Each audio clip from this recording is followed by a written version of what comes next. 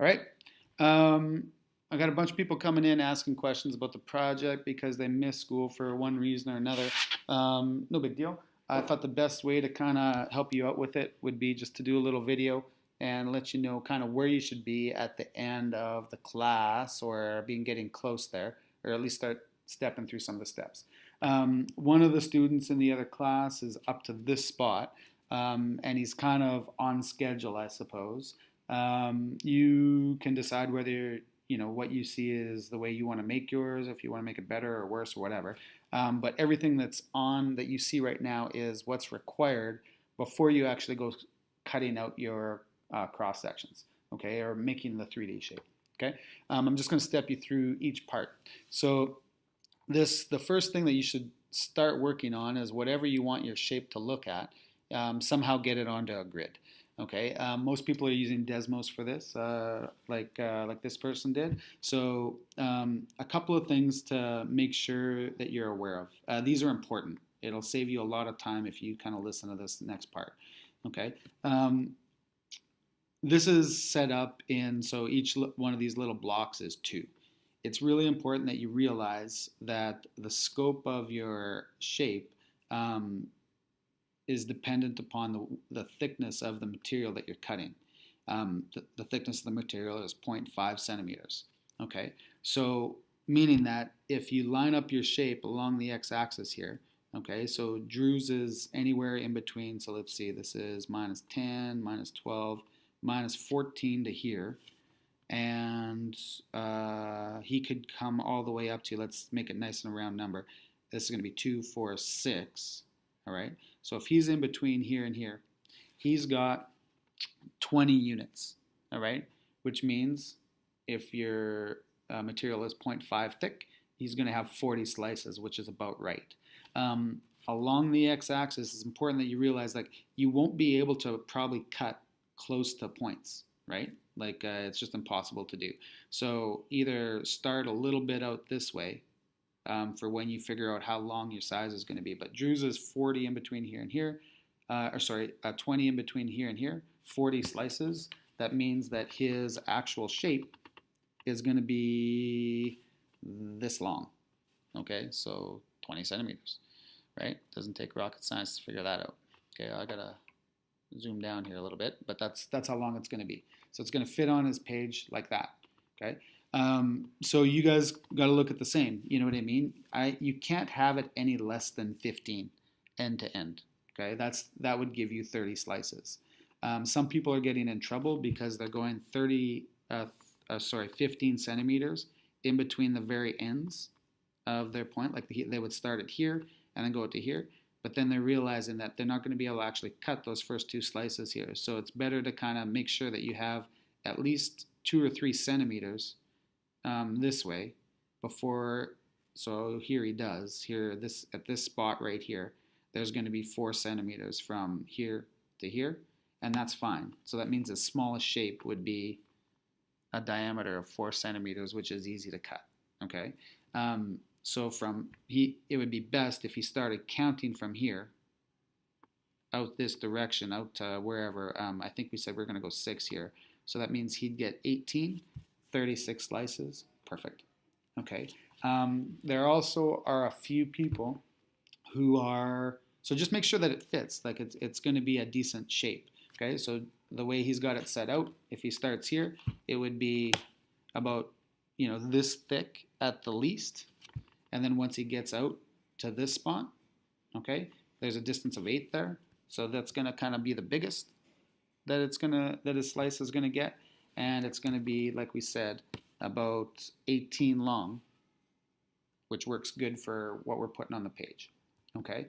You don't want any smaller than 4, I don't think, for a diameter. And you don't want any bigger than a full ruler, than 30 when it's all said and done. If you got a whole bunch of 30s, you're going to run out of material to use. Okay, so yeah, just kind of keep that in mind.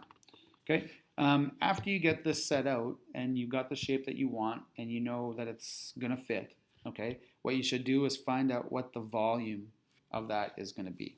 So that is on this integral that he's doing here. I'm just going to show the integral of, like, he's got the shaft of his, he's making a pencil. He's got the shaft of the pencil going here, okay? And then he's got a little point that hits on the end. So he's got two integrals, actually. I just wanted to talk about the bottom one because that's kind of where people are making the most mistakes. All right, so what Drew's got here is the equation of his line, his top line and his bottom line, so that he can find, like, he's doing semicircles. So he's got some version of pi times the radius of his pencil, okay? And they're half circles, so 1/2 of that. So 1/2 pi r all squared, okay? In between, it looks like minus 10.5. Oh, sorry, these are the lines. This is actually the point. Sorry, this is in between minus 13.5 and minus 10.5. So he's going to go from here, let's say, yeah, right here, minus 13.5 to minus 10.5 here. That's going to be where his little point of his pencil is going to be, okay? So the distances that you want to be able to figure out for that integral is going to be the distance from the top minus the bottom, right? So pi times the radius all squared, and they're semicircles, so times 1/2, okay? So it's just basically top curve minus the distance to the bottom curve, right? And then times 1/2, because it's the radius that we want, not the diameter, okay? If it was like this, it would just be a diameter. These halves are driving people crazy, all right? They're finding out that they're not getting the right volumes in the end. You have to really make sure that you're, like, it's either this half that's getting mixed up, or that they're not doing the half of the semicircle. Okay, so that's kind of the second part you do. You go and do the integral. So he's done both of those there. He kind of snuck it under the wire here a little bit because he's got a lot of, like, flat linear shapes. I'd like you guys to use some curvy shapes, like sine curves, logarithmic, exponential, and quadratic. This is a little straightforward, but it's still correct. Okay, so he's got his volume down here. When he adds those two things up, he's got 509. This is a little small, but it's mostly just because he's got such a consistent shape going through here. It doesn't go very big or very small. Okay, you look around the room, some of them, the range is in between 3,000 for the big d atoms by dx, and is the biggest one, just because it's got the most shapes, and it's long. And then some of the smaller ones get down to like 500 or something like that too. Okay. So the next thing you want to do after that is you want to start working on your spreadsheet. So the spreadsheet is basically calculating the, I'm going to use this one because this is his, this is the one that's on his, the point of his pencil. Okay. They're calculating the volume of each slice. So each individual slice here, okay, so he's got 8 for his, like, the head of his pencil, okay? Each of those slices has a volume. So at the x value, he started at minus 13.5, like right here, okay? And that x value is dictating the radius of his cross section, right? Okay, so he's got, like, if I kind of do one of these, here's his pencil, the head of his pencil, right? And if he's doing semicircles, he's kind of doing that 3D shape that makes it stick up out of the page. And what you're finding is the area of that, okay, of the face of this cross section, all right? And then you're multiplying it by 0.5 because the thickness of the material in here is 0.5. Okay, so one of those slices, now there's a few people in the who were looking at their spreadsheets and they were just filling in data. What you should be able to do is, in your spreadsheet, set up one of these volumes. Okay, so he's going to have, again, 1/2 pi r squared here, but then whatever you do in this spot, you're going to put this x in. That's going to be, you know, what's dictating your radius. Okay, And then when you get this, when you go to do the volume in that equation, you're going to have to put times 0.5 because that's the thickness of the material that you're doing. So I want pi r squared. You're going to find whatever this radius is, that formula that you use.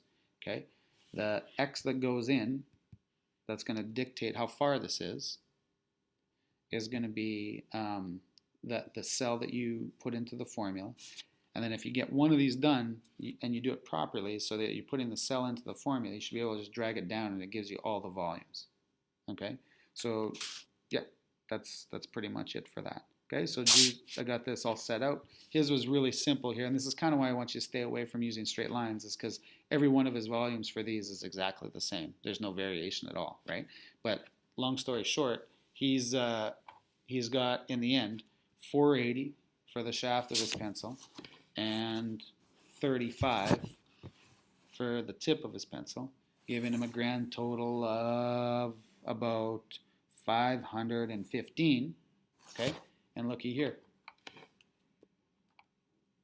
His exact volume was 509. So I've had, and that's about right. So when you go and work out your integral and you go and work out your spreadsheet, you got to compare the two. And if they're within about 5%, I would say would be correct. Okay, if you get them so that they're usually the mistake is one's half as big as the other. So you've got to start looking, did I use my halves right when I was either doing my integral or when I was doing my volume? Okay, so yeah, by the end of today, I've got this paper is set out. Don't start cutting anything until this is completely done. Okay, that all these sections are up, and you shouldn't start doing anything on this page, the layout of this page, until you're confident that this volume is kind of in the area of your estimated volume. Okay, so 1, 2, 3, check to make sure it's going, lay out the poster, okay? And then after that, if you're all done with that, the very last thing that you should be doing is doing the cutting. You can go to the next video and check out to see if that's where you're at. Okay, a little bit of a rough video there, but it should get you through the day. All the materials are up on my desk when you need them, but to be honest, until you get this part done, you don't really need anything. After that, make sure you put your name on your piece of construction paper when you go to use it. But if you don't get to that stage today, don't take one because, yeah, people are just going to take them as they need them. All right, good stuff. Take it easy.